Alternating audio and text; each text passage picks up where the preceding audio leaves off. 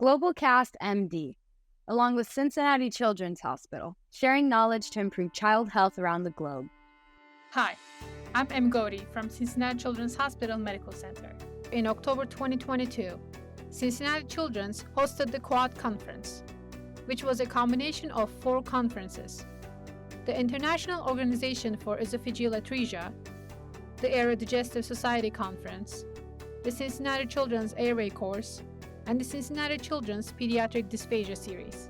And in this video, we are going to hear from Dr. Matt Smith, an ENT surgeon at Cincinnati Children's, on A-frame deformities and their management, a section from How to Manage Long-Term Airway Reconstruction Patient session. When it comes to tracheal A-frame deformities, it typically occurs at the site of a prior tracheostomy. It is where the tracheal cartilage is damaged or destabilized, and it occurs in about a third of those who have had some type of tracheostomy or airway reconstructive procedure in the past if they had never had a trach. Traditionally, we will size an airway with an endotracheal tube to determine, okay, is there any subglottic stenosis or tracheal stenosis? But with A-frame deformities, that traditional endotracheal tube sizing is not reliable because of the oblong shape of that A-frame. You can put a large breathing tube in there and they'll still leak around at the top because it's not that traditional circular size of the airway. Another important thing to know is that when you size a kit with an A-frame, it may not seem too problematic at first glance. However, the key factor to consider is that the A-frame can be either static or dynamic. That's especially helpful where looking in conjunction with our pulmonary colleagues is to be able to see what are the dynamics of the airway, because even though something might look relatively good, if there's no stability from the cartilage around there, it's going to have a dynamic collapse there.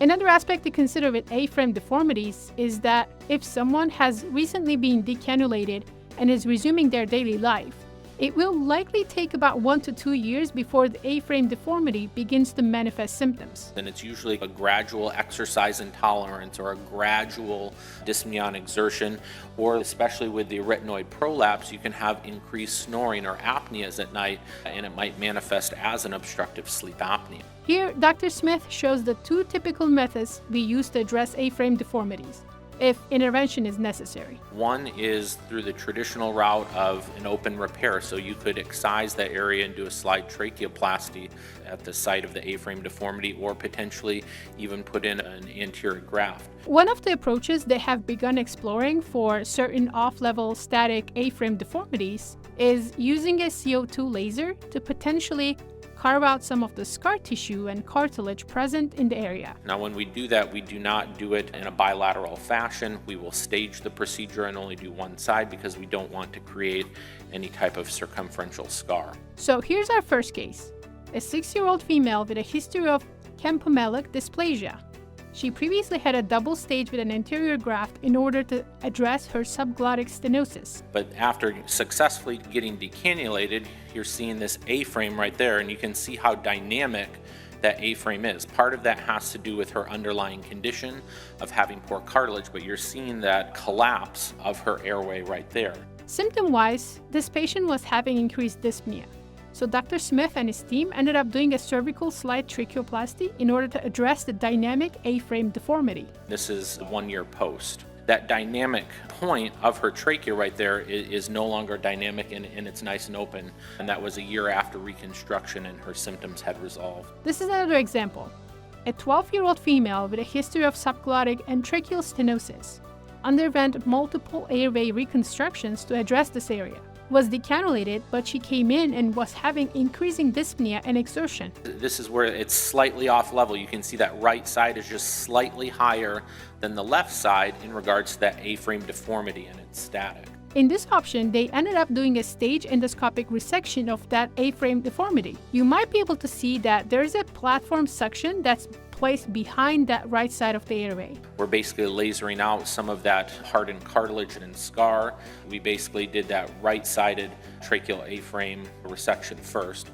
This is afterwards. You're seeing what we resected there, but you can see that left side is untouched. She comes back. So this is the pre-op. You can see on the left.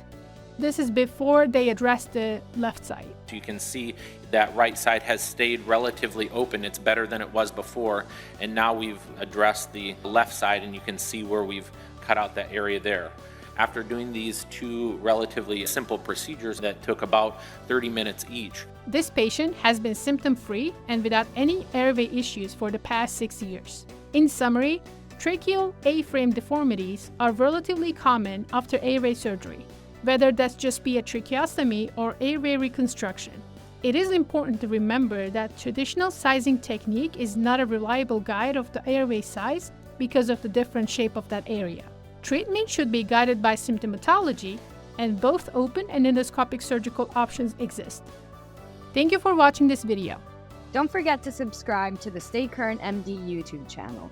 Follow our social media channels and download the Stay Current MD app for tons of content in pediatric surgery. GlobalCast MD, along with Cincinnati Children's Hospital, sharing knowledge to improve child health around the globe.